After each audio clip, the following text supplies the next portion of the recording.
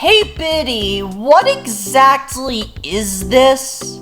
Oh, it's Taishi modded. I took one of the machines in the arcade. You did what? Biddy, nobody in the arcade is supposed to know we're here. You could be putting both of us in unfathomable amounts of danger. Relax, it's fine. Besides, I modded it so that it gives jackpots every time. Go ahead, try it out. That's practically stealing, but I mean, alright.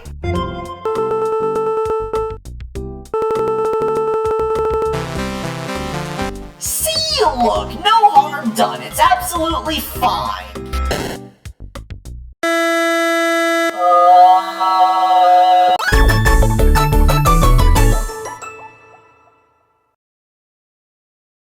When you make a Roblox game, it should be yours, right?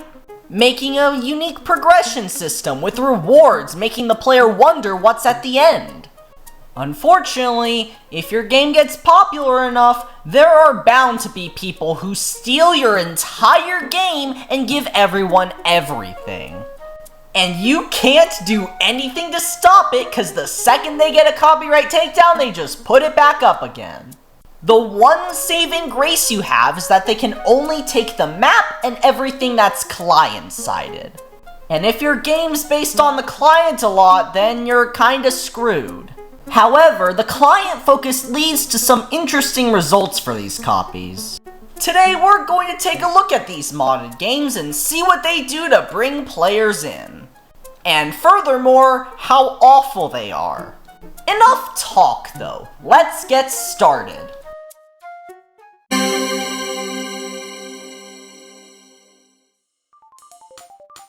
This is the most common type of modded game, pet simulator mods. Obviously, the dream for a bunch of kids is to get their very own Titanic. So why not just make it trivial so they can see what it looks like while at the same time stealing the entire game? Well, not really the entire game, it's a bit complicated. Yeah, sure, it has all the client stuff, but like, you can't progress at all. It has the RNG event in here, but you can't roll the egg. All of the upgrades look functional, but I don't exactly know for sure, cause again, I can't play this event, can I? In fact, I can't even earn any coins, despite what the game is telling me. Whatever, let's just get to the main event, the shop, in which it's a child's dream come true. Everything in the Forever Pack is free. The progression's kinda weird though, I just felt like I was getting the same rewards. Yeah, I got the active huge egg, but like, the rewards didn't feel like they were gradually getting better. There was no opening any gift boxes either. But I mean, hey, you can open eggs and get exclusive pets. That's what people want, right? Besides that though, you're kinda stuck in the first area. You can't earn coins and you can't use your pets, so what's the point of the entire game besides just getting them? To flex things that don't have any use? For this mod of Pets Go, I have to constantly look away from the center because in the center, they're plugging their Discord. The start of this is basically exactly the same as the normal Pets Go. You open like 4 eggs. The Halloween event was still in season apparently. Checking the shop, we get stuff like admin commands and 10 dices. One thing that I mentioned in the original video I made on this is that they expect the game to get banned. Why else would you have "you get to keep this after the game gets banned" text? Everything in the Forever Pack is free, however for some reason, this time I can guarantee it, the pack doesn't level up. You're stuck at the 50 Robux tier. However, the main selling point of these Pet Simulator modded games is that you can use the Double Your Luck feature for free, which normally costs hundreds of thousands of Robux to max out. Oh yeah, and all of the game passes are also free. Some of the upgrades are 1 coin and some are normal cost, but besides that, it's pretty much just the game. No special features, no additions, just playing the game with extra luck. And you're probably walking on really thin ice by making a modded game out of a pet simulator game because they're a big company. They can actually just sue you. Besides that though, there's literally no point to this game. If you want a bunch of rare pets in Pets Go, just get a bunch of instant luck potions. Unless you want to play a stolen version with almost no sound. Yeah, a bunch of the sounds are private here, so they don't even work properly. This also goes for the animations. But yeah, just don't play this game. What I am interested in though is how other Pets Go modded games compare to this one. As you can see, this version is almost exactly the same. I mean, at least some server scripts work properly, like the update timer. Then again, a timer isn't really that hard to code now, is it? Wait a minute, in the top left corner, is that HD admin? Great, amazing. They're probably selling it in the shop, aren't they? Hang on a minute, these are the same 2 custom game passes from the last one, but they're from different developers? Wait a minute, I think I might have a theory as to why those 2 game passes are the same. They could be either publicly distributing or selling leaked copies of the game. If the selling part is true, then this is just straight up illegal. Taking another person's game and selling it just so they can make some cheap modification. And the worst part is that there's nothing you can do about it since it's already out there. I mean, I guess if you stop it at the source and then release an update, then none of the copies will be up to date. But how are you supposed to find who did it? Even if you found a person who decompiled the game, the decompiler's still out there. In any case, we've only seen the Pet Simulator ones so far, so maybe the other ones will approach in a different manner, even if they are copies. Saul's RNG mod is a bit of an interesting case. Yeah, sure, 99% of its assets are stolen from the original, but some of the things it changes are a bit interesting. For one, the obvious thing, this game is entirely pay to win and I don't want to give it a cent.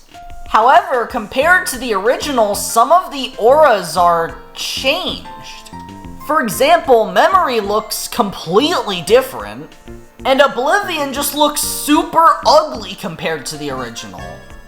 They also couldn't get the cutscene right because it's just the cutscene for Symphony.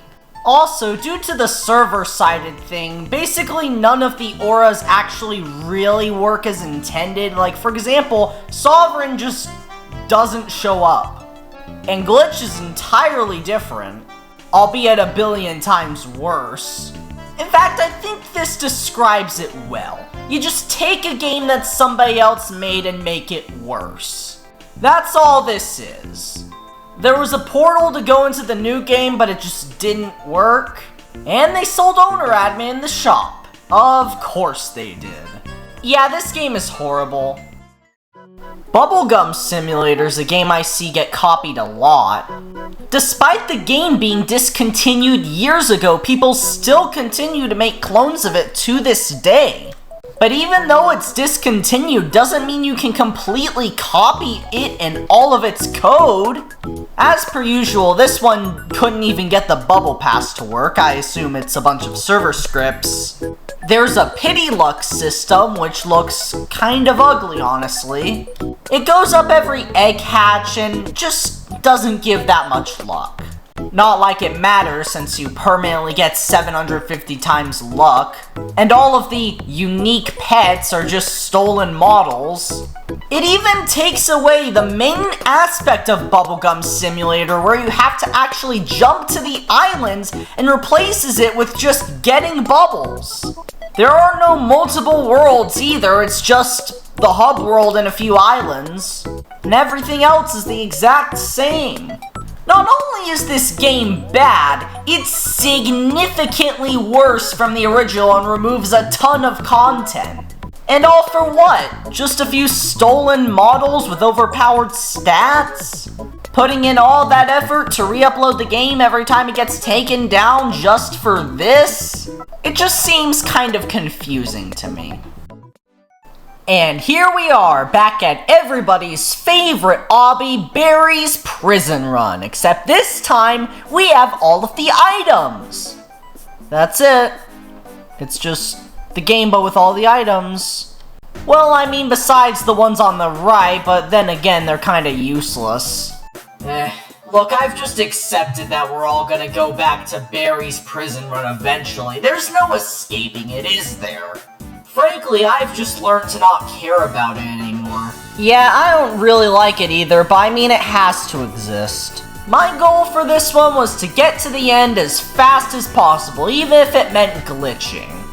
I already beat Barry's Prison Run for the hunt, so there was no reason for me to do it legitimate here. The stage counter wasn't working, probably due to my sequence break. I once again managed to glitch through a wall, equip my jetpack, and fly all the way to the end. I went ahead and did the swag route, going past SpongeBob's house all the way up to the ending. Getting in the helicopter, finishing the game, and getting to the win room. All I can say is that this is definitely 100% extremely lazy. This game didn't even add anything, it was just the exact same game, but you had all the items. Imagine how mad I would be if my entire game was stolen and just gave you everything. Well, no use dwelling on it, let's get to the next one. And here we are, back at everybody's favorite obby, Barry's Prison... Wait a minute. I just played this. Are there more free items Barry's Prison Runs? Both of these games were made by the same developer, Feed Me Money, gee how original, that was made by an extremely obvious burner account. All of the developers are also burner accounts, but there were two people under the name Analytics. These two people go by the names Erik and Cuz, which I assume both are the heads of this project, with the former actually being verified. I can't see all of the group's games, so I don't know the true scale of this operation. However, what I do know is that this is a massive plan to make as many copies as possible, and to make as much money from them as possible. And not just making copies of your own game, making copies of someone else's work, which is a billion times scummier. This has to be grounds for, like, legal action or something.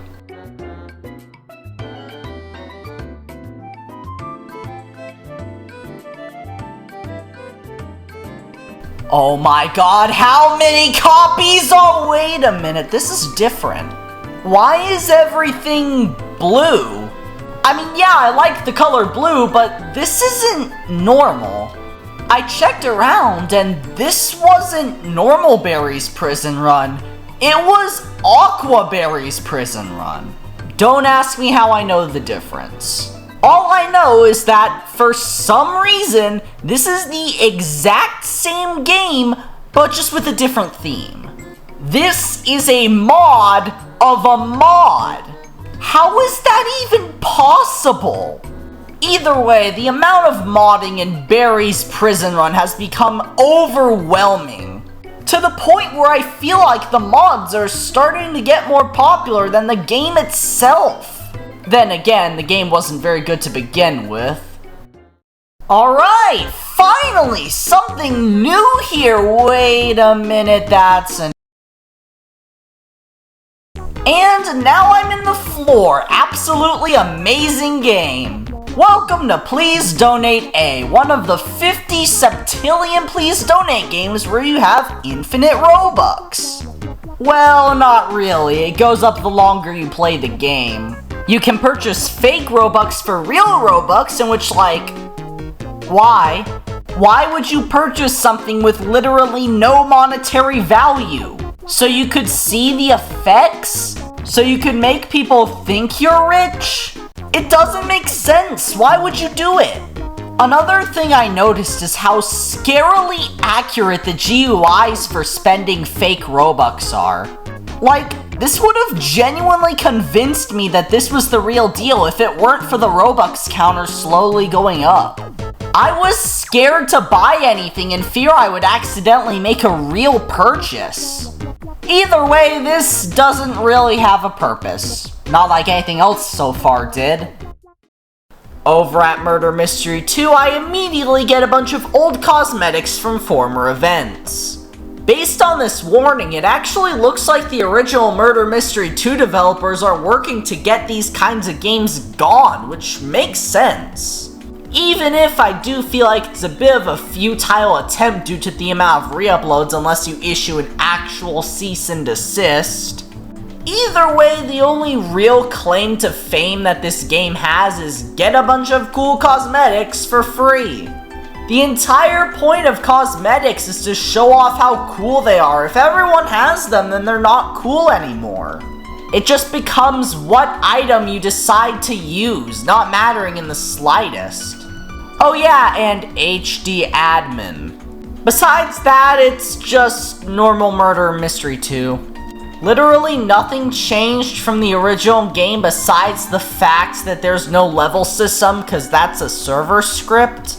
Yeah, I can see why the original developers want this gone. It always ends up back to Skibbity Toilet, doesn't it? Skibbity Toilet? And Infinite Gems too? Well, don't get your hopes up, cause Infinite Gems is 2,000 Robux for a copy. Wow!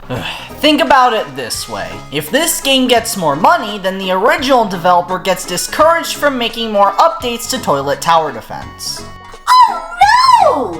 In that case, screw this game! I'm not giving you a single cent!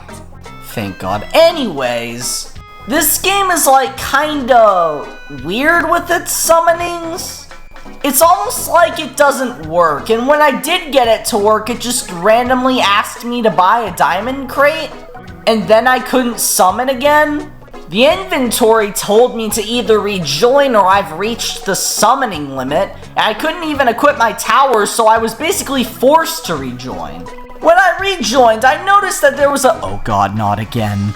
Okay, thank goodness, it's just another crate. Almost had war flashbacks there. The actual gameplay is, you guessed it, Toilet Tower Defense. That's kinda what you can come to expect to every single modded game ever. Just the exact game you've already seen, except you have everything already. And it doesn't even matter in the slightest, cause the game will probably get taken down. I'm done with this, I'm heading back home. Don't support modded games, please. Normally I don't really like to insult the developers, rather the things they make. Even the people that make content farm sprunky garbage might not have the intention to solely make money. Might. But this is a whole different story. Because these developers deliberately stole the work of other people just to turn a profit. Knowing they're violating copyright laws and knowing that their game's gonna get taken down. I'm not even going to call modded games a genre, I'm calling it theft. Because that's all these modded games are. There is absolutely zero way you can defend any of this. All I know is that someday the creators of these modded games will fly too close to the sun and get us snapped back to reality. But we all know that's not gonna happen anytime soon. All we can really do is just laugh and report the ones we see. Barry Family Prison Run can be a bit funny sometimes, you know. And with that being said, thank you all for watching, and I will see you all next time. Biddy, what was that? Oh man, my Pet Simulator fan game got taken down! Wait, what'd it look like?